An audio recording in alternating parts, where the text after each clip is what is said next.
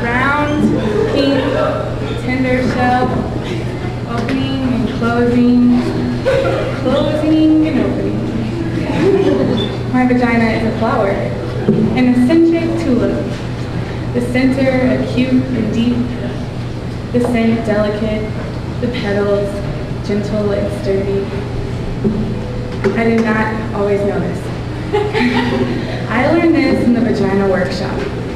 I learned this from a woman who runs the Vagina Workshop. A woman who believes in vaginas. A woman who really sees vaginas. A woman who helps other women see their vaginas by seeing other women's vaginas. In the first session, the woman who runs the workshop asked us to draw a picture of our own unique, beautiful, fabulous vagina. That's what she called it. She wanted to see how we saw our own unique, beautiful, fabulous vagina. One woman who was pregnant drew a big, red, screaming mouth with coins spilling out of it.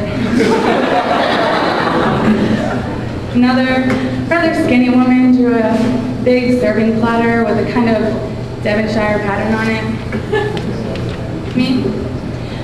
I drew a huge black dot with little squiggly lines all around it. The black dot was equal to a big black hole in space, and the little squiggly lines were meant to be people or things or your basic atom that gets lost there. See, I always thought of my vagina as an anatomical vacuum, randomly sucking up the particles and the objects in the surrounding environment. I did not think of my vagina in practical or biological terms. I didn't, for example, see my vagina as something attached to me. In the workshop, we were asked to look at our vaginas with hand mirrors.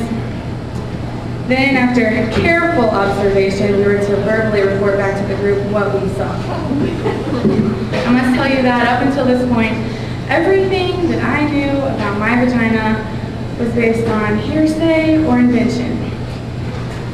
Kind of reminded me of how the early astronomers must have felt with their new primitive telescopes.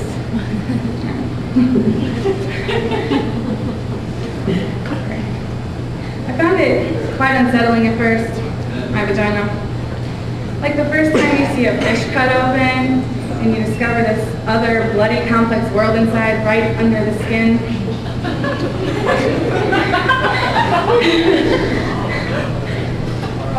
It was so raw, so red, so fresh. And the thing that surprised me the most was the layers. Layers upon layers, opening into more layers. My vagina amazed me. And when it came my turn, I could not speak. I was speechless. Apparently I had awoken into what the woman called vaginal wonder.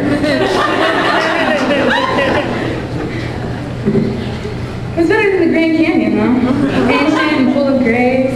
And it had the innocence of a proper English garden. It was funny. It was very funny. Kind of made me laugh.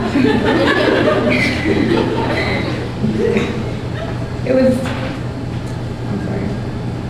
I just wanted to lay there, on my with my legs spread, on my mat, with my hand mirror, looking at my vagina. Then, the woman who ran the workshop asked how many women in the workshop had had orgasms. 2. 2 women tentatively raised their hands. I didn't raise my hand, but I had orgasms. I didn't raise my hand because I'd had accidental orgasms. They happened to me. They happened to me in my dreams, and I would awake in splendor. It happened a lot in water, mostly in the bath, but once in Cape Cod. They happen on the bicycle, on horses, sometimes on the treadmill at the gym. I did not raise my hand because, although I had orgasms, I did not know how to make one happen. I thought it was a mystical, magical thing. I didn't want to interfere. felt wrong getting involved, contrived, manipulative. It felt Hollywood. The surprise would be gone, and the mystery.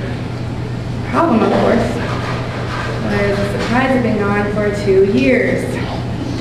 I hadn't had a magical, mystical, accidental orgasm in a long time, and I was feeling quite frantic. That's why I was at the Vagina workshop. And then the moment came that I had both dreaded and longed for.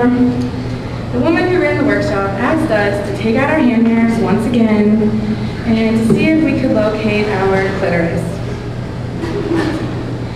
There we were, this group of women on our mats, on our backs, in this workshop, searching for our spots, our locus, our reason, as she called it. And I don't know why, but I started crying. Maybe it was sheer embarrassment. Maybe it was knowing that I had to give up this fantasy, this enormous, life-consuming fantasy that someone or something was going to do this for me. Fantasy that someone was coming to lead my life, to choose my direction, to give me orgasms. I could feel the panic coming, the simultaneous terror and realization that I had avoided finding my clitoris. I had rationalized it as mainstream and consumerist because I had, in fact, been so terrified that I did not have a clitoris. Terrified that I was one of those constitutionally incapables, one of those frigid, dead, shut down, dry, apricot tasting bitter, oh my God. I lay there with my mirror, looking for my spot, reaching with my fingers, my hand, and all I could think about was this time when I was 10, and I lost my gold ring with the emeralds in it at the bottom of the lake. And I kept diving over and over again to the bottom to try to find my ring. With my hand on the bottom, rubbing over bottle caps and rocks and fish and slimy stuff, but never my ring. I felt panic, and I knew I would be punished. The woman who ran the workshop saw my insane scrambling, sweating, and heavy breathing. She came over, and I told her, it's gone, I've lost my clitoris, I shouldn't have wanted swimming! The woman who ran the workshop laughed. She calmly stroked my forehead. She told me my clitoris was not something I could lose. It was me, she said. The essence of me. It was both the doorbell to my house and the house itself. I didn't have to find it, I had to be it. Be it. Be my clitoris. Be my clitoris. I lay there with my eyes closed. I put the mirror down. I watched myself floating above myself. I watched as I slowly began to approach myself and re-enter. I felt like an astronaut re-entering the surface of the earth. It was very quiet, this re-entry. Quiet and gentle. I bounced and I landed. I landed and I bounced.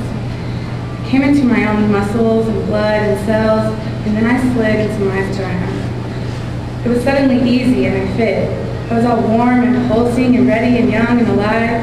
And then, without looking, with my eyes still closed, I put my finger on what had suddenly become me. There's a little quivering at first, which urged me to stay.